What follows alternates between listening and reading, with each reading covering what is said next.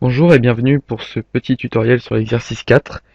Donc ici, il était question d'écrire un petit script euh, qui permette de gérer des notes d'étudiants et d'indiquer pour ceux qui ont réussi la mention success. Ainsi qu'en deuxième partie, quelques petites manipulations avec des polygones dans Maya. Pour la première partie de l'exercice A, la solution était fournie, mais donc je vais pouvoir coller ma version immédiatement. Donc il fallait intégrer les grades tels qu'on nous les donnait et donc faire une sorte de boucle et rajouter une variable du nombre d'étudiants donc qui constituerait la longueur de la chaîne euh, de notes pour que la boucle se termine à un moment donné.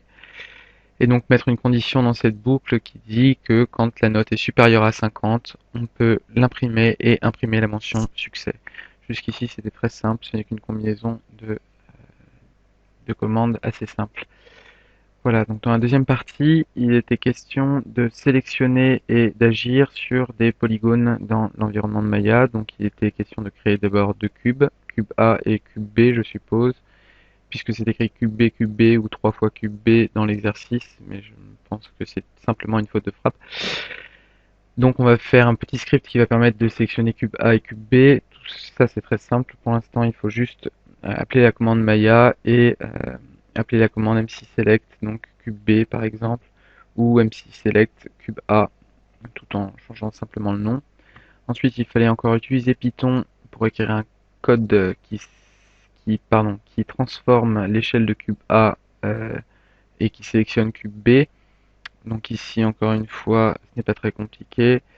Euh, on a une commande qui s'appelle mcmove et mcscale, donc pour bouger et pour scaler, donc pour transformer la taille d'un objet. Ici, on va faire si cube A est sélectionné, euh, cube B bouge. Alors, ce que j'ai fait ici, c'est que j'ai tout simplement, euh, pour avoir ces chiffres-là, j'ai tout simplement fait un scale d'un cube de base et j'ai observé les chiffres qu'il y avait ici, que j'ai recopiés en rajoutant des virgules dans les arguments. Voilà. Donc, si je lance ce petit truc, il faut dire au passage que j'ai renommé donc c'est mes deux polypipes en tant que cube A et cube B ici dans les propriétés. Donc les propriétés.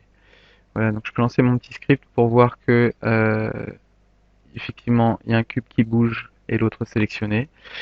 Et je peux changer ça tout simplement très rapidement en changeant le move par scale, ce qui appelle la fonction euh, de transformation et qui va transformer mon cube. Voilà, en inversant peut-être par hasard, hop, le A et le B ici. Voilà. Un dernier petit truc ici, R égale true, il s'agit de la position relative du cube dans l'espace. Si je n'avais pas mis R égale true, ici, euh, ça ne ferait qu'augmenter la taille du cube, ou plutôt le scaler de 1,16 sur à peu près toutes les, tous les axes, mais de manière pas relative, c'est-à-dire pas relative à sa position initiale, c'est-à-dire que relative à 1, relative à l'origine de ce qu'il était.